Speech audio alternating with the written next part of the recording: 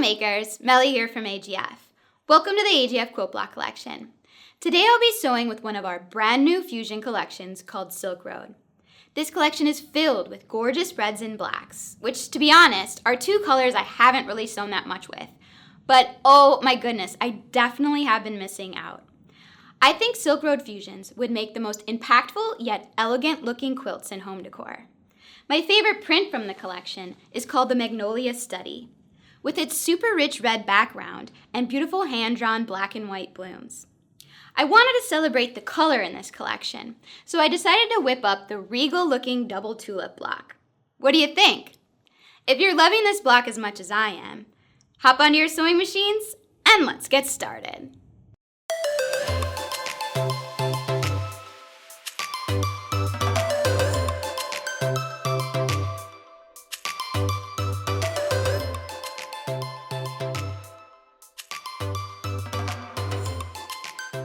If you're new to our channel and love learning new quilting techniques, don't forget to subscribe below to watch more fun sewing tutorials like this one. Check out the description box below to download a printable PDF with all the cutting requirements and step-by-step instructions. On 8 2-inch squares from fabric E and F, draw a diagonal line from corner to corner with a fabric marking pen. To create your square in a square unit, take 4 2-inch squares from fabric E and place on each corner of a 3.5-inch square from fabric A. Sew on the line you drew. Trim your excess fabric to 1/4 inch. Repeat this same process with your other two corners to reveal your square within a square block.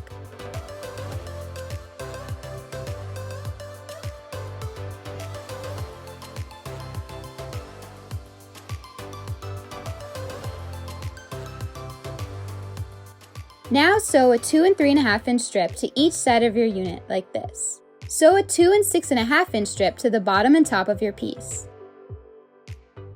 Place 4 2-inch squares on each corner of your piece and sew on each line you drew.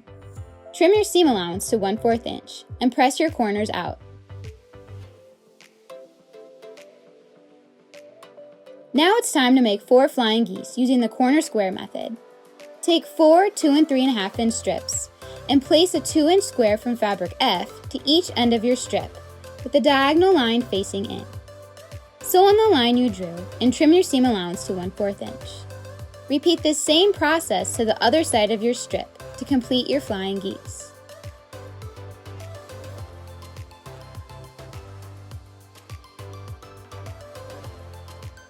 To create the half square triangles in your block, we're going to use the 8 at a time method. To create 8 half square triangles, take your 4 and 3/4 inch square from both sets of fabrics. Place right sides together. Draw 2 diagonal lines on the back of your squares to form an X. Sew on both sides of the diagonal line at 1/4 inch. To reveal your half square triangles, cut on both diagonal lines you drew. Then cut squares vertically in half and horizontally in half. Trim your half square triangles to 2 inches.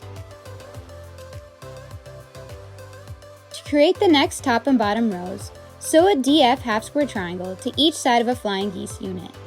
Sew these rows to the top and bottom of your center unit.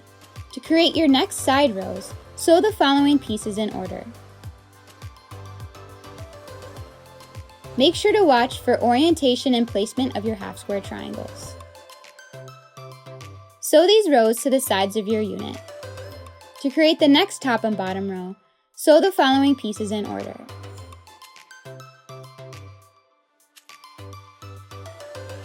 Sew these rows to the top and bottom of your unit.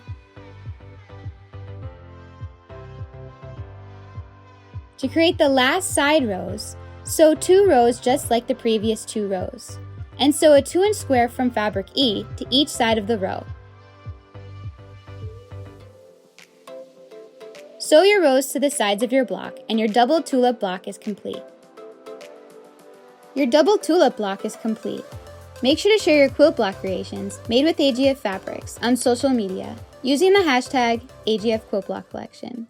Our double tulip block is complete, and there was quite a lot of piecing in this block, but the outcome is phenomenal.